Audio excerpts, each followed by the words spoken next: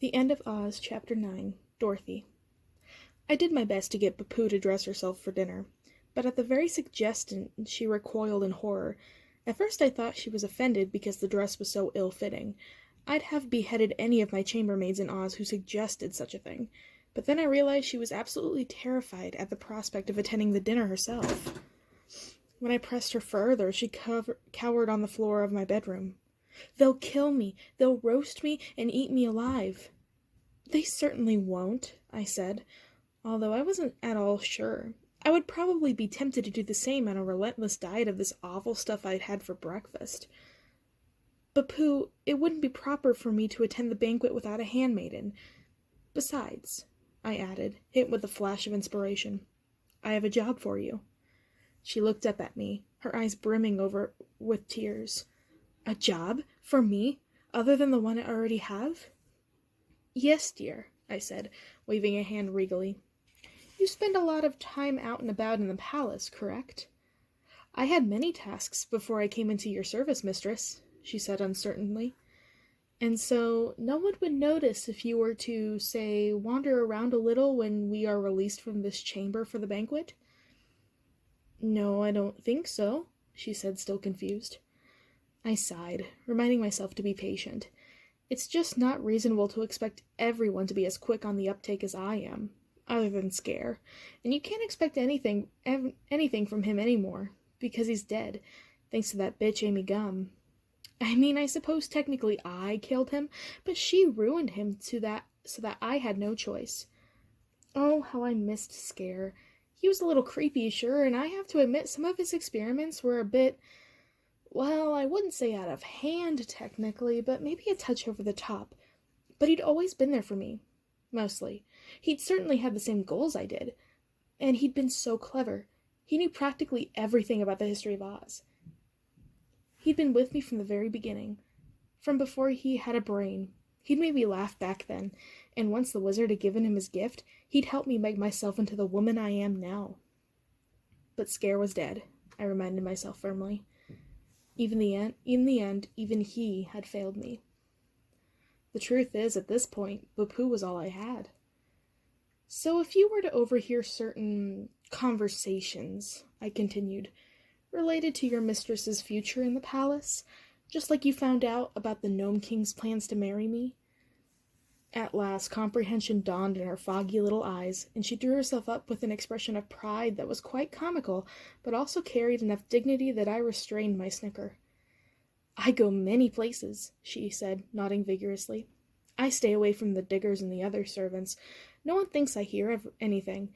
They think I'm just an idiot slave. I know lots about what's going on." She beamed with pride. "The palace servants say many things around me," she added, waggling her eyebrows at me for emphasis. "Then you must attend the banquet with me," I said. "I want you to listen to everything everyone is saying. Everyone I can't hear, and I want you to remember all of it. Is that clear?" "No one has ever trusted me with an important mission before, mistress," she whispered, her eyes wide with awe at the enormity of the responsibility before her. "Very good, Bapu," I said. She looked like she was about to literally jump with joy. I cleared my throat and she froze, halfway between a leap and a lurch. Privately, I had my doubts as to whether Bapu would come up with anything resembling valuable information, assuming she didn't get herself killed trying to spy at the Gnome King's banquet, which I had to admit was a distinct possibility. But she was better than nothing. Plus, having an important secret mission would put a real snap in her step. She bustled around my chamber, fluffing pillows, straightening dresses, and humming imperiously. "Out, dust, out," she muttered, flickering out an invisible speck on the bed covers.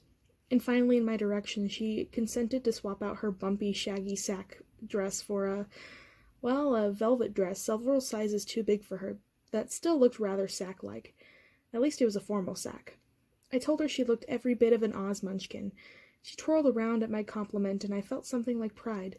It was probably the first thing I'd done for someone else since I landed in Oz. Aside from spreading happiness, of course. And when more of the Gnome King's servants came to fetch us, she was ready and waiting. These servants were munchkins, like Bapu, but they were seriously bitchy munchkins. They wouldn't even look at the poor creature. She did her best to pretend their obvious derision had no effect on her, but I wondered privately if I should point out to the Gnome King that he'd clearly bestowed his second-best munchkin on me, and I wasn't used to inferior quality, let alone being insulted. Papoo was sweet, though. Maybe he thought I'd be won over by her personality. The Gnome King's liveried munchkins, who were even paler than Papoo, led us down a maze of stone walls lit with sconces filled with dimly glowing lumps of some kind of crystal. As we turned down corridor after corridor, I tried to keep track of the direction, but I soon lost count of all the turns we made. I wondered if they were trying to get me lost on purpose, as if to keep me completely dependent on the Gnome King. Even Papoo looked a little confused for a while. Plus, I couldn't help but notice how many of his servants the Gnome King had sent to fetch me. There were 8 of them, and some of them had lumpy shapes under their uniforms that looked distinctively like weapons. Their paste-white skin was crisscrossed with ugly scars, and several of them were missing fingers or pieces of their ears, as if they were seasoned fighters who'd seen more than a few battles. They weren't household servants at all. They were soldiers. I wasn't being escorted, I realized. I was being guarded. That, combined with my locked bedroom door, added up to an answer I didn't like at all. I was becoming increasingly clear that whether I cooperated with him or not, the Gnome King was determined I obey his will. You probably don't need me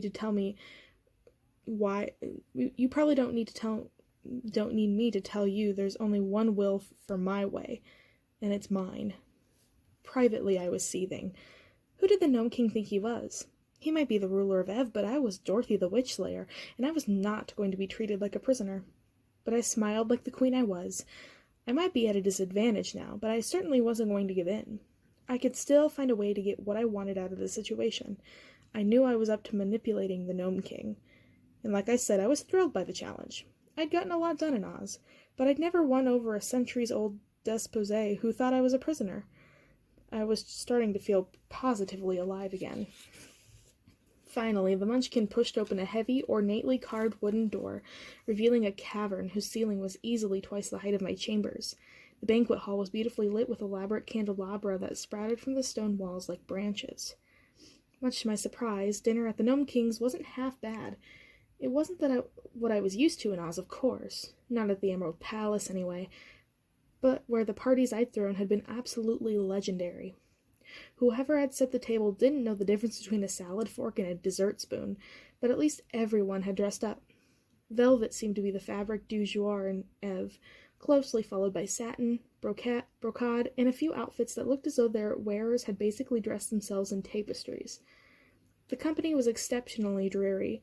In addition to more Munchkin servants, there were a few other pale, lean creatures who resembled the Gnome King, his kindred, perhaps, and about 30 non-Munchkin soldiers. These must have been the diggers that had so terrified Papoo, and looking at them more closely over the mushroom tureen, I could see why. They weren't dressed nicely at all, and that had nothing to do with why they were terrifying.